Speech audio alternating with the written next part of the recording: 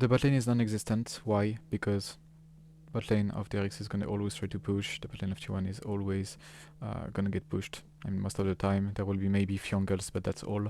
For the jungles, I mean, it will be non-existent. Piosik is gonna aim to punish on Faker with the setup of Zeka. He can try to play on the setup of King Gen, but that will be only if he aims to put Aatrox ahead in the game. So he will have to just to either focus on Sylas, either to focus on Aatrox or maybe try to get an angle on both of them, but he can't really play on the bot lane at this point. He has literally no setup to do it. At the opposite, Honor is going to try to control the Piosik, especially in early game. He's going to try to, if possible, make Piosik lose time.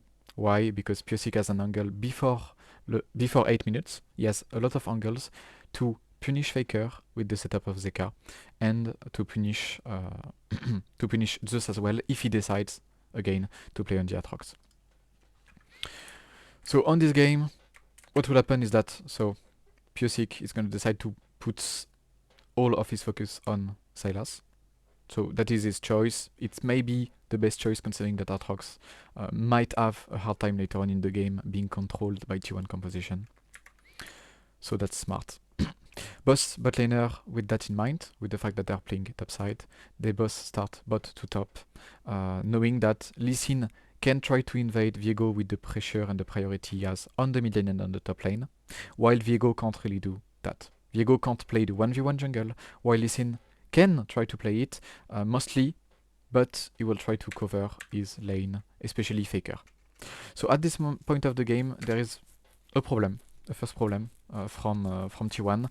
The problem is that Faker has to communicate that he needs help to Honor at this point, considering that the passing of Honor makes that he should be able to just 3 camp into coming mid. The wave can't be in this situation because the whole purpose of Piosik is to gank mid. So Faker can't put himself in this situation without having the Shadow of Honor.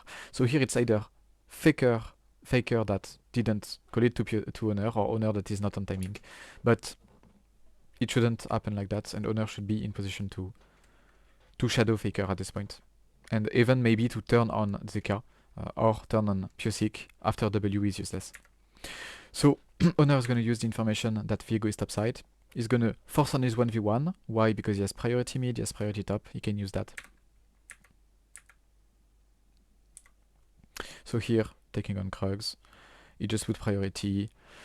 This is missing for the top lane, so Honor can just put priority. As I said earlier, Honor is just gonna try to make Piosik lose time. That's why even on that, he's not losing much Honor, he's just losing time, right? Piosik as well, but here Honor just wants to lose time. He's gonna come again, just because here the timing, Faker no flash, so Piosik is 100% gonna try to find an angle on Faker. They know that, T1 know that. So Honor just trying to get some information to see the angle of the gank. Here, he came, so T1 should know that the angle of Viego should be the bot side at this point. Like, either it should be top side now, either it should be bot side. And, and the angle comes from the bot side. Here, so just a micro mistake from the EQ of Kyria, of Deft. That's punished. Not much to say in terms of macro at this point. Here comes a kind of punish from Zeka, though he don't have the wave fully pushed. He don't have the backup of his jungle as of now. Okay, Viego can try to come, but right now he don't. And he also knows that Honor is bot side, considering that Honor just killed Deft. So he can't force that much, but he can still win the lane by doing this kind of things and putting pressure. Beryl around because Zeka wave is really bad for him, so he needs some help to not get ganked by Lee Sin. So Beryl just come right on time. He don't need to come bot anyway. Sivir is dead, so he just uses his time to do that. Okay, so here is the Herald. The Herald makes that boss ADC should start to play more lonely at this timing. Why? Because Beryl is gonna soon get his level 6. He's gonna be on the map and he's gonna try to play proactively especially for his Sylas, which is a melee, so he can need at some point some range to keep on the wave. So Heimerdinger has the timing advantage. He's here before Keria, so now DRX can be in a pretty good position. They have to just wait on Beryl and do the Herald at the timing that Beryl is here and that Keria is not here yet, so that T1 can't force much. So at this timing the kick is good. And overall the teamfight is really done well. The main power of DRX is Zeka ultimate and the Viego ultimate if he gets a reset. Though he don't get a reset because there is no focus at this point. I guess that DRX didn't expect disengage. They just expected that they would use the advantage of Heimer and that T1 would concede. It did not happen. Atrox is really huge at this point too, but he gets obliterated in an AoE combo, so he can't really put himself into use. So Azir gets on few plates. Okay, now they still try to find an angle on Azir, though he plays safe. He did mistakes in the past, but he's not gonna repeat it. So here the issue again is that Piosik is trying to play on the mid lane most likely. His Atrox is playing defensively, he's doing tabbies first, he has to do it, but he don't have much impact in the 1v1. So at this point Piosik is kind of forced, and that's pretty bad for him, to either play on his Sivir now, but Sivir is not good enough to do something in the game, or to play on the Sylas. Now Sylas is bot, Viego can't do anything, so they're just gonna concede the Herald. Sylas again is the key of the game, and his bot at this timing. Depends again, if they want to play on the Herald, Zeka can't afford to be side lane. They should swap between Kingen and Zeka to make sure that Zeka is topside at the Herald timing, so that even Zeka can try to find an angle. They may not force it if they don't see an angle, but if they see that they can do something, Zeka should be topside to do it, because Kingen at this point in the game, even with one item, is not really fearful. Here, which is bad, is that they know that they're not doing Drake, that they are somewhere around here. They maybe, and they probably expect a catch on Yon, but it didn't happen. They don't have any reason to just face check here. Azir is just too far. Yon is not in position as well. So it's really late. So Yon still gets a kill. So it's not overall that bad, but the face check by itself is bad, considering that Azir was not in position and it should have been more of a tragic situation. So here's the Drake taken. Here there is a big hint from Sylas. He chose to TP mid at this timing. So there is miscommunication issue here. Either he TP mid and DRX just has to concede, considering that they have a wall here. They are in a super good position to take on the Drake here, to fight on the Drake if they are 5, if they have an angle from Sylas or something. But here they don't expect anything bad that can happen to them, considering that they have one of the best positions to contest the Drake in the game. So that's really good in terms of vision, placement and such. But Sylas is not here. It's a 4v5. And just based on that, they are hinting. If they know Sylas is tipping mid, they just get out. They don't want to play it. They don't want to play 4v5. And actually they do.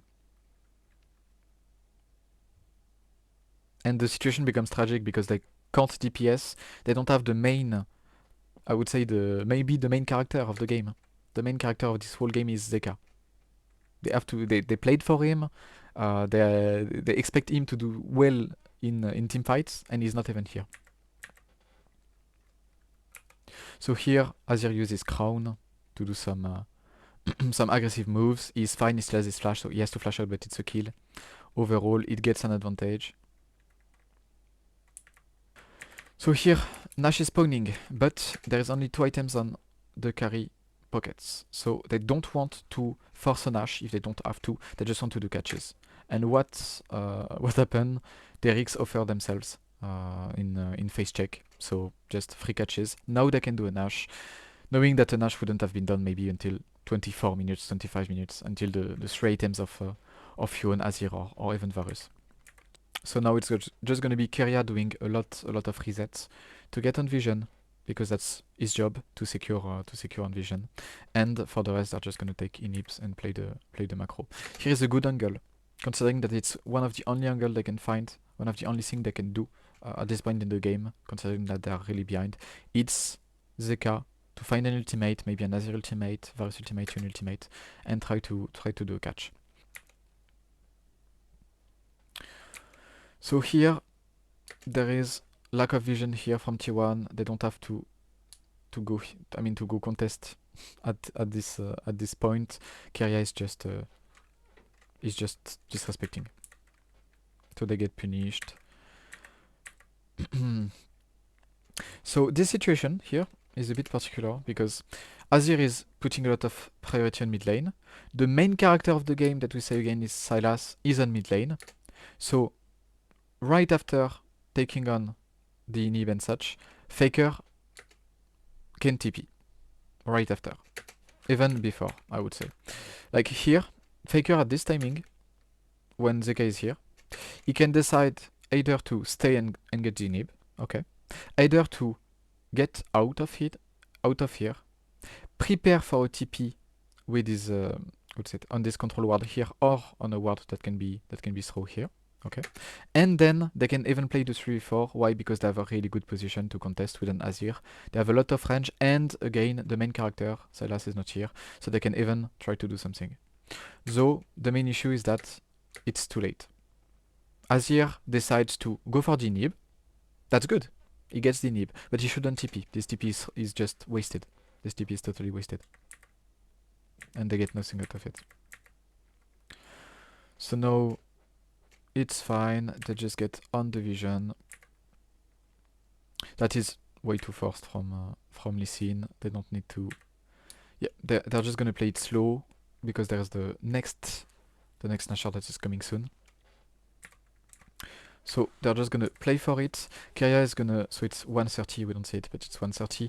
130 before the Nash, Keria is gonna throw his first wave of vision. And after it, he's just gonna go back 30 seconds before Nash, come back again and make sure that they can either, if they get a kill, take on the Nash. Either, if they don't get a kill, take on the Nash and get on the bot lane, putting vision bot lane. Or, if they don't get a kill and DRX contest the vision, then they can just take on the vision. So it's going to be easy to see. Now they're contesting the vision. Keria is going to use this window to go back, reset his wards. He used this ping, he used his ward. He's just going to go back now, 43 seconds before the Nash. So he gets back his control ward, get back his ward. He gets into position. And now, it just depends on the situation.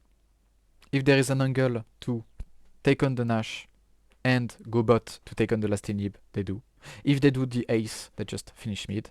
And if they don't, they're just going to use the advantage they have with Keria back, with Keria vision back, to take back this whole vision that DRX just throwed. Because DRX now don't have, can't really contest the taking of vision. So they have to play really slow. And now 3 items on Yone, 3 items on Azir. They can just take on the Nash really easily, even if there is the opponent. There is no contest. 3 items to take on Nash really fast, even if the opponents are not dead. So now Keria uses vision on the bot side to just make sure that they can play it slow. Now they're just gonna play on this 3-wave Nash, considering that Nash is going out 1 second and he gets out. So now they just want to play it slow. Okay, Owner, they want to play it slow because they have the range advantage with the Varus, with the Azir, over even a Sivir. Sivir is the only champion that can do something at this point. So they play it slow with the Azir, with the Varus, they poke, they just get on towers slowly. There's nothing they can do at this point. The only thing is Zeka can find an angle. He has ultimate coming back fast. And that's all.